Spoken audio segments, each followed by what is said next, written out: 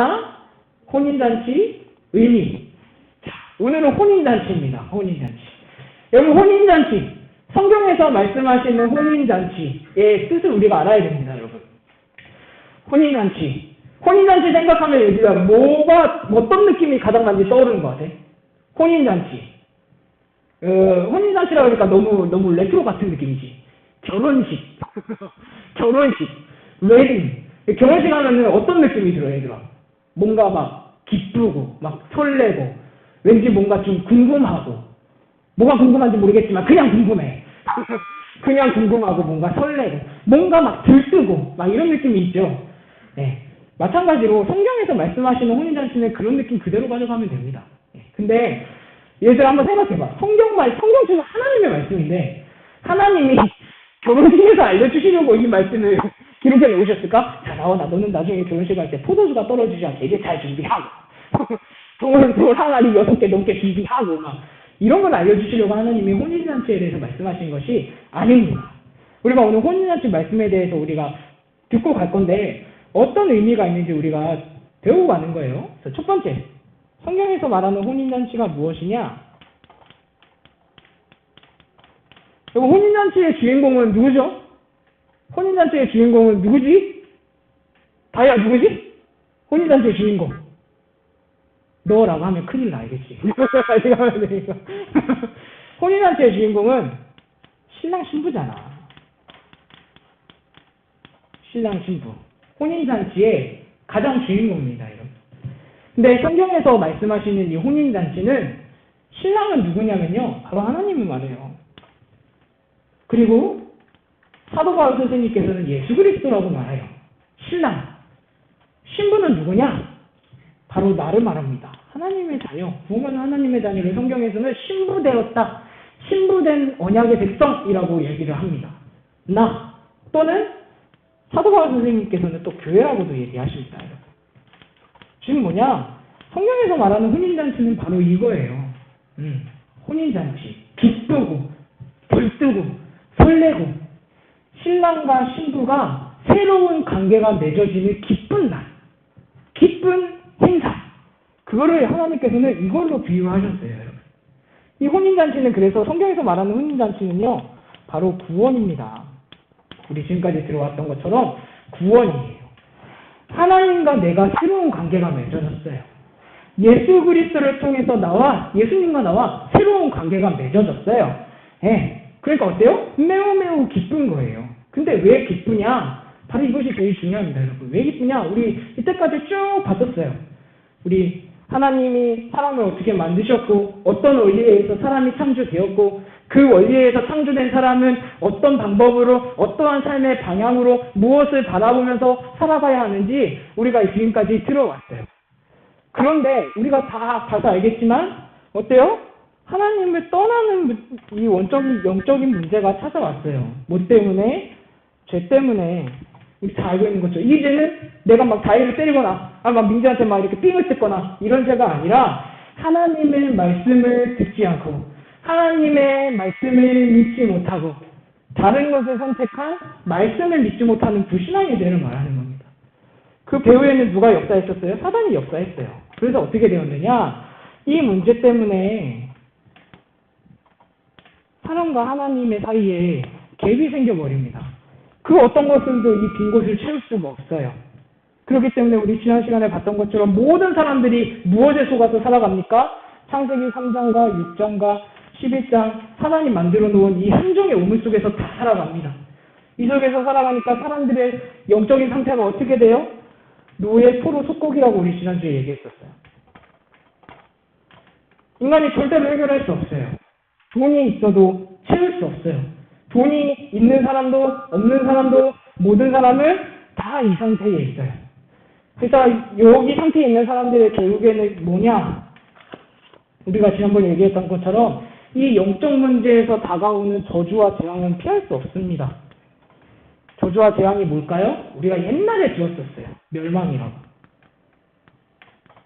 멸망의 뜻, 죽어서도 망하는 거, 지옥 배경. 네. 그래서 성경에서는 이거를요 근본 문제라고 하고요. 이거는 이 문제 가진 사람에게 따라올 수밖에 없는 필연적인 결과입니다. 이 상태에 있는 사람들은 인생의 결말이 정해져 있어요. 피할 수 없어요. 돈이 많든 적든 상관이 없어요.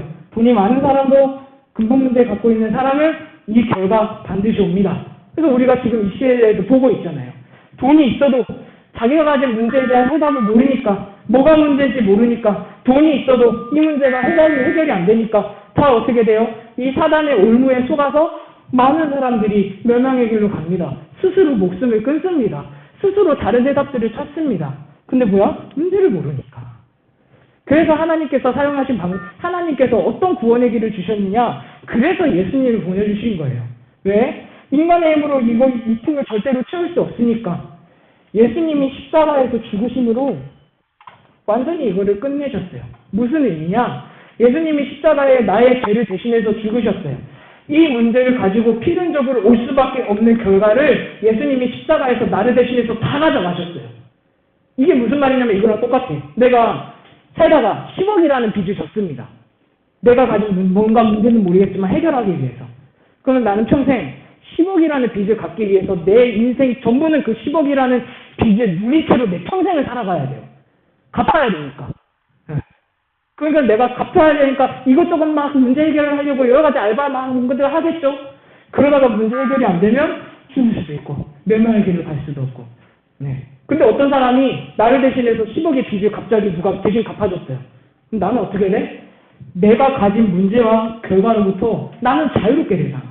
누가 갚아줬는지 모르겠지만 나는 자유롭게 되잖아. 예수님이 십자가에서 대신 죽으셨다는 것은 바로 그거예요. 내가 해결할 수 없는 문제. 이 문제 때문에 필연적으로 올 수밖에 없는 결과 예수님이 십자가에서 나를 대신해서 다 가져가신 거예요. 그래서 내가 예수님을 믿기만 하면 이 문제 다 끝나요. 왜? 예수님이 싹 다 가져가셨기 때문에. 그리고 그 예수님이 어떻게 하셨어요? 죽으시고 이 결과를 싹 다 가져가셔서 죽으시고 부활하셨어요. 그 부활하신 예수님의 믿음으로 인해서 내 영혼도 다시 살아나는 거예요. 그래서 이게 구원이에요, 여러분. 진짜 간단하죠. 되게 기쁜 거예요. 그래서 구원은 혼인잔치예요, 여러분. 매일매일 내가 이 사실을 알아야 되는 거예요. 아, 예수님이 나를 위해서 해결하신 것이 이것이구나. 내가 절대로 해결할 수도 없고 내가 절대로 막을 수도 없는 문제와 결과를 예수님이 싹 다 가져가셨구나. 나는 더 이상 그것과 상관이 없구나. 그리고 그 예수님의 믿음으로써 그 주님이 나와 함께 하셔서 나는 그 하나님의 자녀를 이것과 상관이 없게 되었어요. 새로운 관계가 맺어졌어요. 옛날에는 사단의 지배 아래서 살 수밖에 없었던 내 인생 전체가 새로운 관계가 맺어졌어요. 이게 바로 구원이고 혼인잔치. 오늘 여러분 이 성경 말씀에 보면요. 오늘에 읽은 11절 맨 끝에 말씀에 보면 예수님께서 갈릴리 가나에서 제일 처음에 행하신 표적이라고 나와 있어요. 뭐냐? 예수님이 태어나셨어요. 평범하게 쭉 살아오시다가 이제 구원의 사역을 시작하시기 위해서 처음으로 딱 사역을 하셨는데 그때 보여주신 기적이 바로 이겁니다. 혼인잔치에서 일어난 기적. 무슨 의미가 있을까요? 내가 이 땅에 온 것은 이것 때문에 온 거야. 너희들을 내 신부로 맞이하기 위해서 죽어갈 수밖에 없는 내가 너희들과 신화 신부가 되어줘서 내가 너희들과 새로운 관계를 만들어서 너희들을 진짜로 구원하기 위해서 내가 이 땅에 왔어. 이걸 알려주시려고 첫 표적으로 보여주신 기적이에요. 그래서 하나님의 자녀의 삶은요, 사실 매일매일 혼인잔치입니다. 왜? 이 예수님이 나랑 같이, 여러분 세상에 어느 정도도요, 신과 피조물이 이런 친밀한 관계를 형성하는 종교는 이 세상에 없어요. 어떤 종교든지 절대자는요, 무섭고요, 파워가 넘치고요, 막 절대적이고요, 막. 근데 하나님께서 말씀하시는 하나님의 자녀라는 건요, 그냥 관계가 아니라 엄청나게 친밀한 관계예요. 신앙신도 어떤 관계예요, 여러분? 이 세상에서 가장 가까운 관계, 가장 서로 알고 싶은 관계, 나를 대신해서 진짜 사랑하는 관계, 알고 싶은 관계, 함께 하고 싶은 관계. 하나님은 나와 그런 관계를 맺기를 원하시는 거예요, 여러분. 왜? 하나님을 절대로 만날 수 없는 이 상태예요. 신랑, 신부로 나를 너무 사랑하시는 거예요. 그래서 내가 이 영적인 사실을 매일매일 붙잡고 있으면요, 매일매일 내 삶은 진짜 혼인잔치가 될 수밖에 없어요. 왜? 친밀한 하나님을 만나니까. 오늘 우리가 기도할 때 어떤 걸 기도했어요? 지금까지는 여러분들이 나도 그랬었어. 틀렸다는 게 아니라 지금까지는 우리가 나를 통해서 또는 선생님을 통해서 또는 부모님을 통해서 들어왔던 하나님을 우리가 많이 알았단 말이에요. 오늘부터는 우리가 뭐에 집중하느냐? 여러분, 하나님과 진짜 친밀해지는 여러분이 이제부터 되셔야 됩니다. 지금까지 들어왔던 하나님, 하나님은 이렇구나 배워왔던 하나님이 아니라, 진짜로 하나님은 나와 함께 하시는구나. 진짜로 하나님은 나를 사랑하시는구나. 진짜로 하나님은 나를 구원하시기 위해서 이만큼 구원을 계획하셨구나. 하나님이 나에게 진짜 집중하시는구나. 친밀한 나의 하나님을 이제부터 여러분들이 만나가셔야 됩니다. 성경에는 하나님이 분명히 약속해 주셨어요. 뭐라고요? 나를 찾는 자는 반드시 만나줄 것이다. 우리 이 말씀 다 알잖아요. 이건 불신자들은 이 말씀을 다 알던데 구하라, 찾으라, 두드리라. 네. 하나님 만나주신다고 하시는 거예요. 자, 근데 오늘 혼인잔치에 보면 어떤 사건이 발생합니다. 포도주가 떨어져요. 근데 여러분 도무지 이해가 안 가죠. 포도주가 떨어지게 도대체 무슨 말이냐. 사오면 되지 않느냐. 네, 지극히 나의 기준에서 생각할 건데 당시에 여러분 유대의 이스라엘 나라는요. 사막 같은 나라거든요. 그러니까 수분 공급을 뭐를 통해서 주로 많이 하냐면 물이 많이 없어요. 그렇기 때문에 그 당시 시대 때는요. 열대 과일을 통해서 수분 섭취를 많이 했다고요. 그래서 이스라엘 땅에서 그때 가장 많이 자라나는 열매가 당연히 뭐였을까? 포도였단 말이에요. 그래서 여기서 포도주 하면 우리가 술로 착각을 한단 말이에요. 여기는 술이 아니에요. 뭐냐면 포도주를 막 따다가 창고에 담아놔요. 그러면은 거기 사막이니까 온도가 뜨겁잖아. 그러니까 과일이 어떻게 돼요? 저절로 발효가 되는 거야. 그러면서 포도주가 돼요. 지금과 같은 어떤 매실 엑기스와 같은 느낌이라고 생각하시면 돼요.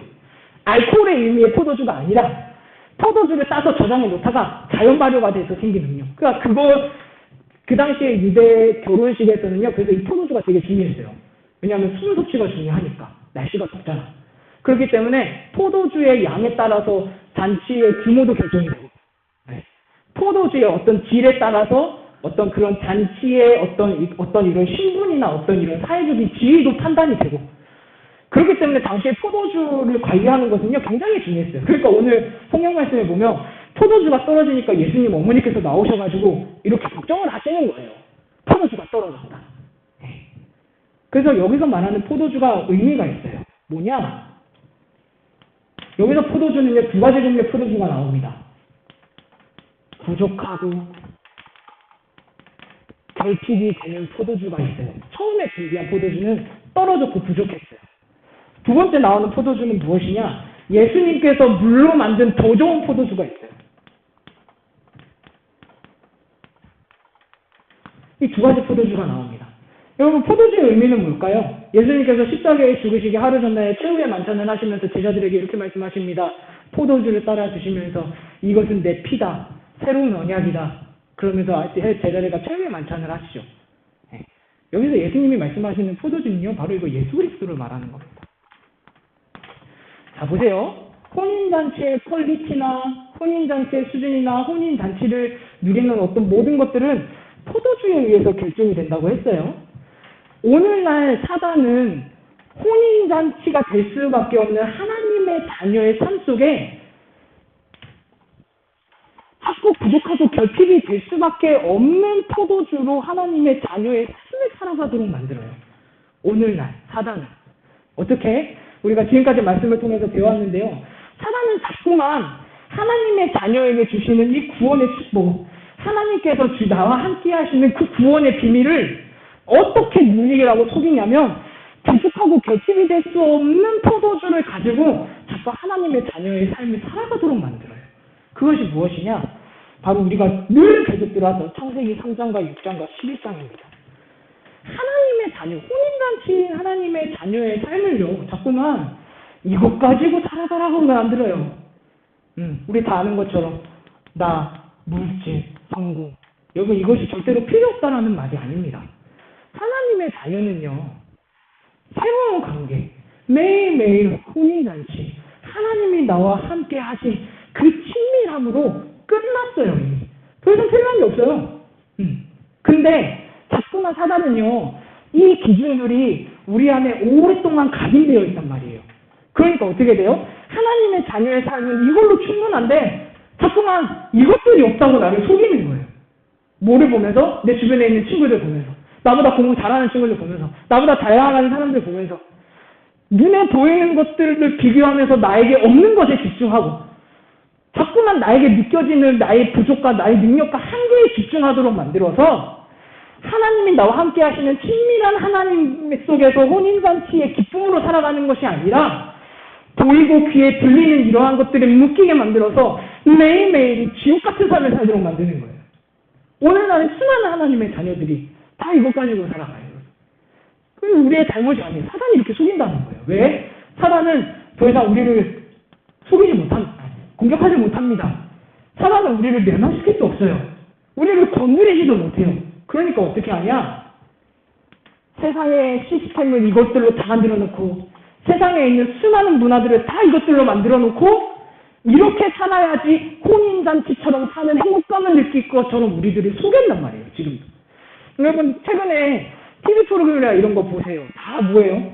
혼자 어떻게 행복한 삶을 사는지, 가족들은 어떻게 사는 것이 행복한 것인지, 아빠랑 아이가 어떻게 사는 것이 행복한 것인지, 육아는 어떻게 하는 것이 행복한 것인지, 다 그런 것들 주제로 만들어지는 예능이 넘쳐나잖아요, 맞죠? 그거 보면 어떤 생각이 들어요? 아, 저렇게 살면은 진짜 행복하겠다. 아, 저렇게 살면은 진짜 행복하겠다. 그래, 혼자 사는 것도 둘이 사는 것도 행복하겠다. 그 수많은 문화들을 통해서 우리의 행복의 기준이 점점 내 안에 각인이 되는데, 그 기준이 결국엔 다 뭐예요? 이거예요.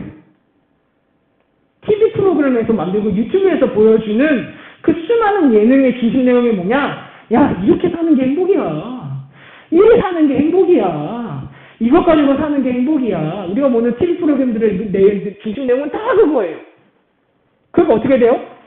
그것 보면서 나는 그것이 없는 나를 보고, 그것을 가지지 못한 나를 보고, 그것을 이루지 못한 나를 보면서 나는 이미 하나님의 자녀로 끝났는데 마치 부족하고 결핍이 돼 있는 것처럼 사단이 우리를 그렇게 속인단 말이에요. 그러니까 어떻게 돼요? 혼인잔치처럼 살아갈 수밖에 없는 하나님의 자녀들이 오늘날 다 이렇게 안 살아도 되는데 노예프로 속국으로 살아갑니다. 우리는 더 이상 이렇게 안 살아도 돼요.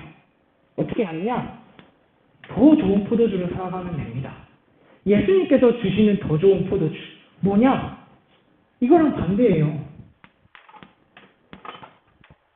이거면 됩니다. 일상살.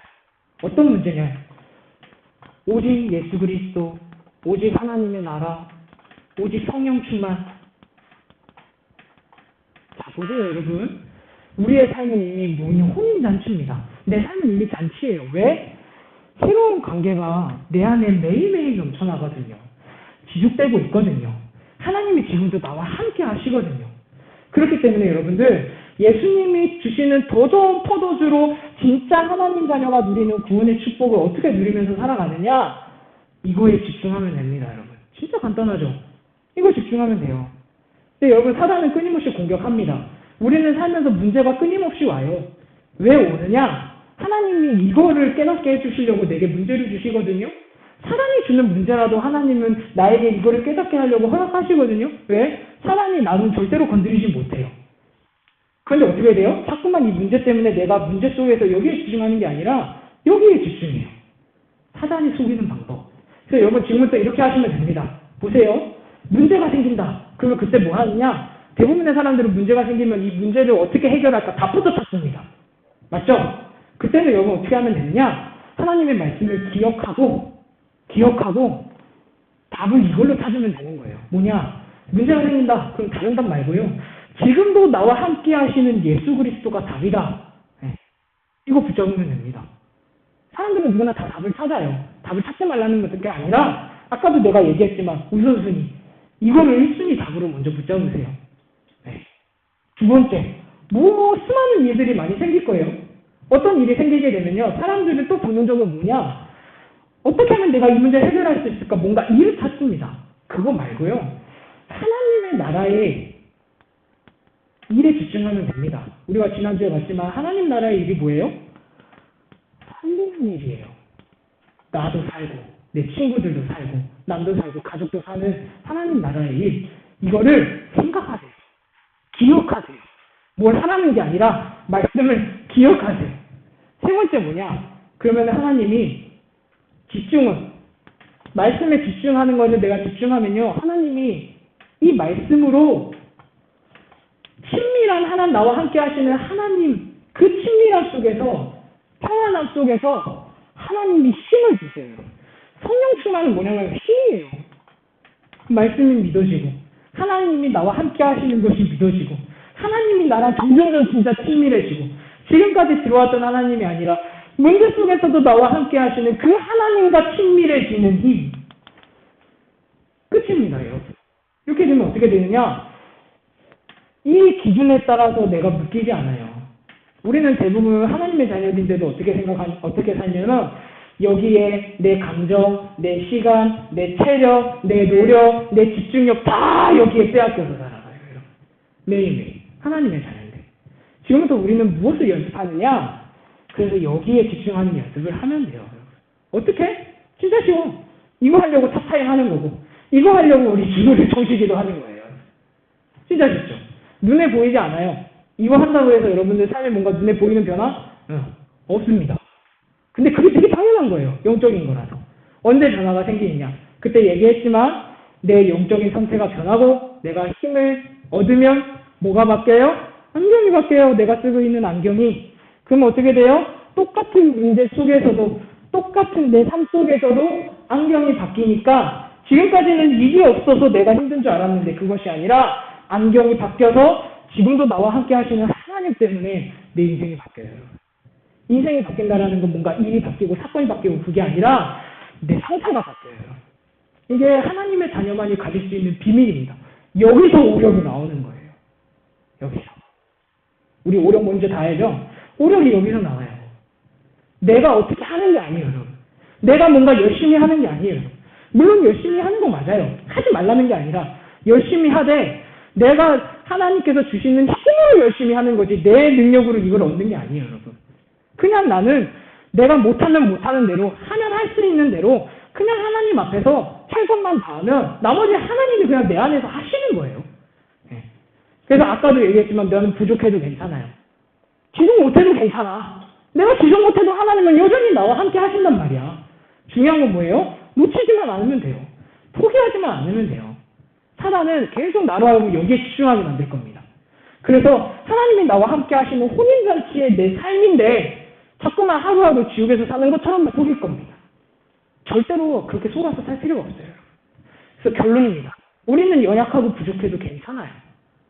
왜? 이미 우리는 새로운 관계 속에서 하나님이 함께 하세요.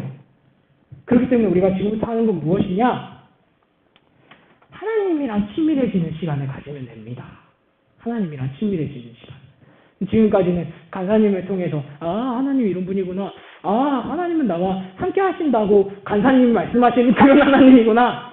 지금까지는 우리가 하나님을 그렇게 알아만 왔다면 여러분 이제부터는 진짜 여러분들과 함께 하시는 그 친밀한 나의 하나님을 진짜로 하나님께 집중해 보세요. 어떻게? 말씀에 집중하면 됩니다.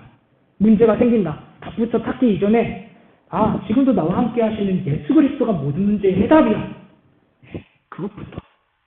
내가 뭔가 일이 생겼어요. 그럼 일이 저의 일에 집중하는 것이 아니야.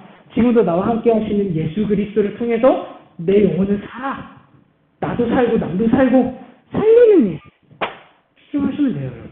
산다. 하나님이 나를 살리신다. 그 친밀한 하나님이 내게 힘을 주신다. 나와 미래 임마누엘 원리스 하신다. 그게 하나님 나라의 일입니다, 여러분. 무슨 말인지 알겠죠? 그것만 집중하면 돼요. 처음에는 해도 뭔가 변화가 없을 거예요.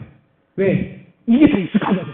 이게 익숙하지 않거든. 근데 내가 지속하면 할수록 못해도 괜찮아. 내가 못해든 안 하든 상관없이 포기하지 않고 계속 지속하면 집중하면 어느 순간에 이게 내게 익숙해집니다. 이게 익숙해지면요. 문제가 있어도 상관없이 이것 때문에 나는 계속 혼인잔치예요. 계속 평안하고 계속 기쁘고 계속 하나님이 나와 함께 하시는 확신 속에서 공부하고 기능을 준비하고 미래를 결정하고.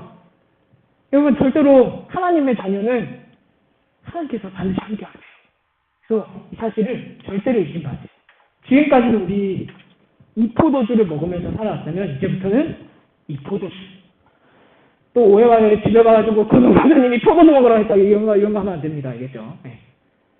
더 좋은 포도주에 집중하셔서 여러분 한 주간 동안 진짜 친밀한 하나님을 한번 만나보세요. 어떻게 하면 되느냐? 게임하던 거 멈추고, 내가 공부하던 거 잠깐 멈추고, 5분이라도 눈을 감고, 집중이 안 된다면 눈이라도 감고, 말씀을 생각해야 하는 거예요. 그러면 마음속에 차오릅니다. 뭐가? 확신이, 평안이, 하나님이 진짜로 믿어지는 그 힘이 차올라요, 여러분. 내가 표현할 말이 이거밖에 없어서 표현을 못하겠는데 막 차오르고 넘쳐오르고 막 그렇습니다. 진짜예요, 여러분. 그러면 문제가 있어도 상관이 없어요. 그렇게 되면 어떻게 되냐? 문제를 보는데 시각이 바뀌어요. 아, 나를 실패시키는 문제는 이미 다 끝났어. 이 문제 때문에 내가 쫄 필요가 없구나. 그럼 이 문제 속에서 나와 함께 하시는 하나님이 원하시는 게 뭘까? 아, 살리는 거구나. 일단 내가 살아나네. 와, 내가 힘이 나네. 내 그 문제 속에 있는 그 내 모습을 보고 주변에 있는 사람들이 뭔가 힘이 느껴지네. 요셉이 그렇게 살아갔잖아요.